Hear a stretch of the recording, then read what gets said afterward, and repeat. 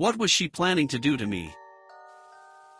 One time, I went to the bar with one of my friends. I had just turned 21, so I haven't been to much bars up to that point. My friend was drinking on the way to the bar, so he was already pretty drunk when we got there. When I sat at the bar, a cute girl came and talked to me and my friend. She said her name was Candace, and I noticed she had really bright red hair.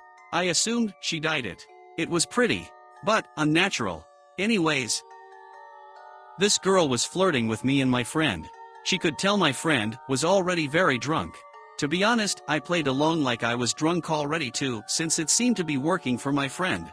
I didn't know if she was just trying to get free drinks, so I told her we didn't have much money. She offered to buy us drinks. She kept buying us drinks, and I started to get confused as to who she liked between me and my friend. My friend went to the bathroom. Before he came back, he was kicked out by the bouncers. He was too drunk. Candace and I went outside with him. She kept telling him to go home with her. He was so out of it, he could barely answer her. I told her he was too drunk and that I couldn't let him go anywhere. I didn't want him to wake up hungover in some random house, with no car and no idea what happened. Candace kept pushing it, saying that she would take care of him, but I told her no, because I had to stay with him. I was more sober than him, he was my responsibility. I told her the only way he was going anywhere was if I tagged along. I assumed she thought that I was jealous or cock-blocking, but my friend could barely stand and lost interest in Candace already at that point. She immediately started flirting with me and offered to get my friend a taxi to drive him home and said we could go to her place alone. At this point, I had a few drinks and I was pretty buzzed, so I agreed. We took my friend to the taxi and walked to her car. I slightly stumbled on the way to her car. "Wow, you're pretty drunk, huh?" she said, smiling as she held onto my arm. "Yeah," I said. I don't know why, but I just felt slightly shy and anxious. Everything was just happening too easy for me, so I felt uneasy. We got in her car, we drove down the street. "Wanna stop at the liquor store and get some more to drink? I'll buy it, so don't worry about paying," she offered. I didn't want to drink any more than I already did. I was already buzzed and wanted to be able to carry myself throughout the rest of the night. Sometimes I made myself look stupid when I'm drunk, so I didn't want to ruin anything with Candace more than I already did earlier with telling her my friend was too drunk. I told her I was already drunk enough, but she insisted. I didn't want to seem lame, so I told her to get me a pint of liquor with some apple juice to chase it. She went in the store and came out with a lot more than just a pint. I assumed she wanted to drink more also, and that's why she got a fifth instead of a pint. On the car ride we passed the bottle back and forth, but she took tiny sips. I tried to take tiny sips, but she kept passing me the bottle and telling me to drink. I somehow managed to drink all of my apple juice and pretend to drink the bottle by spitting the liquor in the apple juice bottle. I tossed the apple juice bottle full of liquor out the window before she saw it. I didn't want her to know I was acting drunker than I was. She actually believed I was sloppy drunk when I was simply buzzed. I took a couple more sips of liquor and finished the bottle. Throughout the car ride, I called her the wrong name a couple of times to get a reaction out of her. She didn't react to it. She just kept letting me call her Carla without correcting me. For some reason, I thought she lied to me about her name initially. We drove up to her house. I pretended to trip and stumble into her front door. She helped me walk inside by holding me up.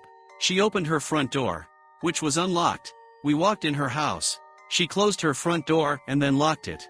I thought that was strange, but assumed she didn't want anyone walking in on us. I told her that I had to use the bathroom. I walked into her bathroom, locked the door, and looked in the mirror. I just felt strange. I felt like something was off.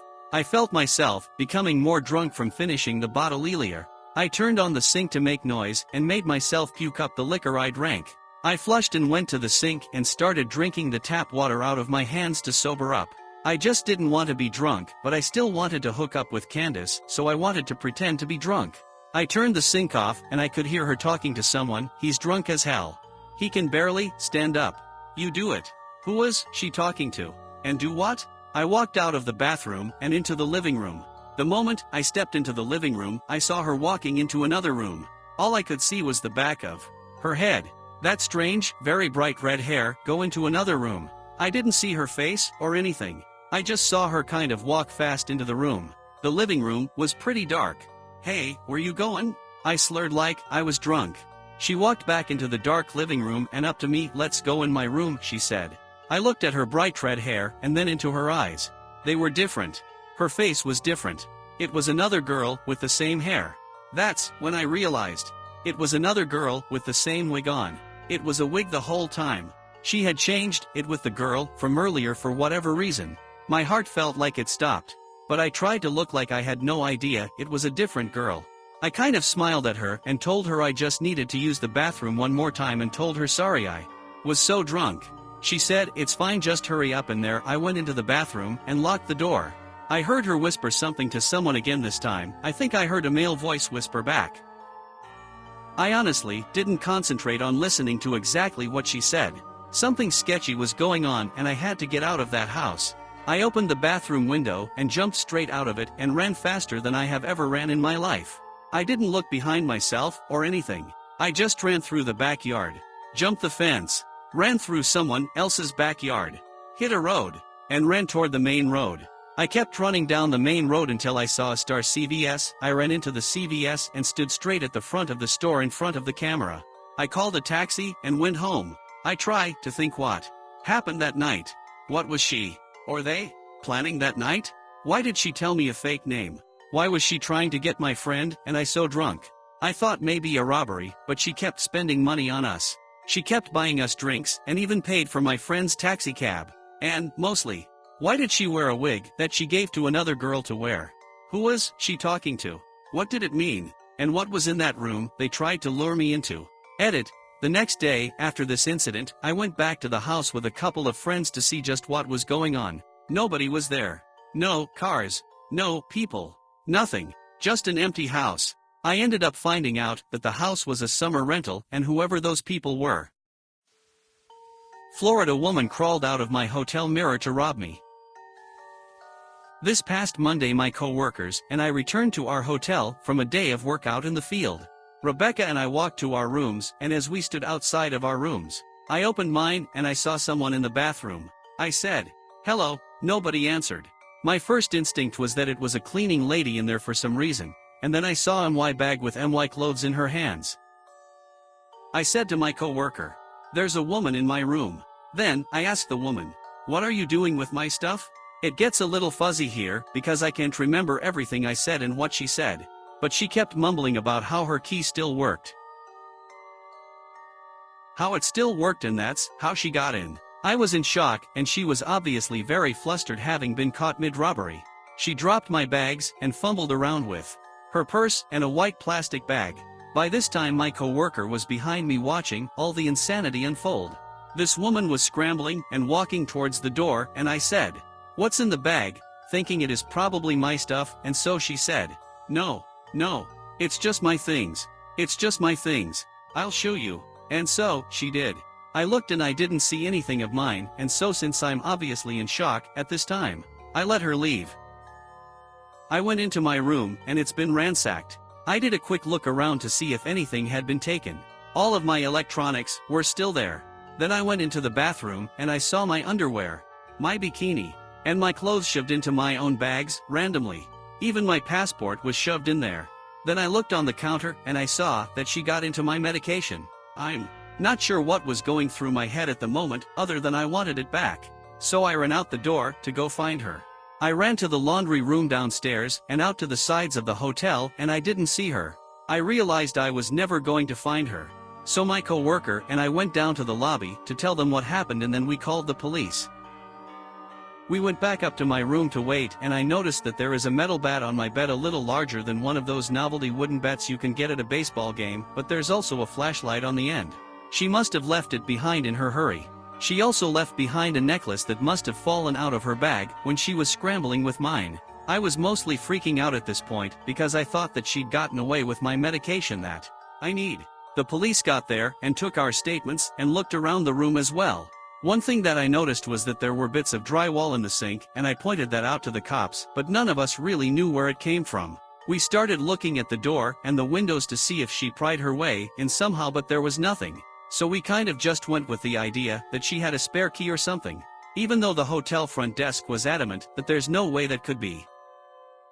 The officer that came brought 2 more officers as backup because they thought the woman might still be in the vicinity. But after our statements were taken, there was nothing else they could really do, so they left. I sat down to finally make some calls to tell people. And as I'm on the phone, I'm thinking about the drywall in the sink, and it still didn't make sense to me. So I'm on the phone and looking at the drywall and the mirror on the wall right above it. And then it hit me. I got my coworker and asked her to help me pull at this mirror on the wall. And we took the mirror down, and there's a hole there just big enough for a desperate junkie to squeeze through. I asked Brian and Rebecca if I should call the cops again to let them know that I found this, and my boss said, "There's still 2 cop cars in the parking lot." So I went down to tell them, and the female cop kinda rolled her eyes. But the young guy said, "I'll come check it out."